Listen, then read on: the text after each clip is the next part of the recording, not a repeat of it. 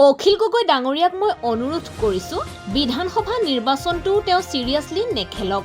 পঞ্চায়ত নিৰ্বাচন আমি সিৰিয়াসলি খেলাই নাছিলো বুলি ৰাইজৰ দলৰ সভাপতি অখিল গগৈ কৰা ঘোষণাৰ সন্দৰ্ভত নিজস্ব প্ৰতিক্ৰিয়া প্ৰকাশ কৰি আজি মুখ্যমন্ত্ৰী হিমন্ত বিশ্ব শৰ্মাই এইদৰে মন্তব্য কৰে।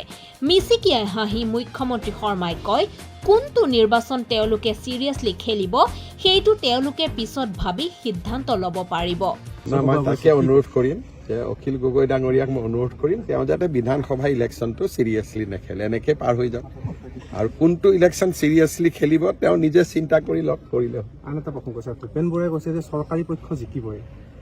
চৰকাৰী পক্ষই জিকিব, 26তে জিকিব। সেইটো ভূপেন বৰাই ঠিকে কৈছে যে যি ইলেকশ্যন হ'ব চৰকাৰী পক্ষই জিকিব, কাৰণ আমি ৰাইজৰ কাৰণে ইমান ভাল কাম কৰি আছো। গতিকে যিটো ভূপেন বৰাই কৈছে লোকসভাতো আমি জিকিছো, মিউনিচিপালিটিটো আমি জিকিছো, বাই ইলেকশ্যনতো আমি জিকিছো, পঞ্চায়ততো আমি জিকিছো, আৰু নিশ্চয় বিধানসভাতো ৰাইজে আমাকে আশীৰ্বাদ দিব, চৰকাৰকে আশীৰ্বাদ দিব।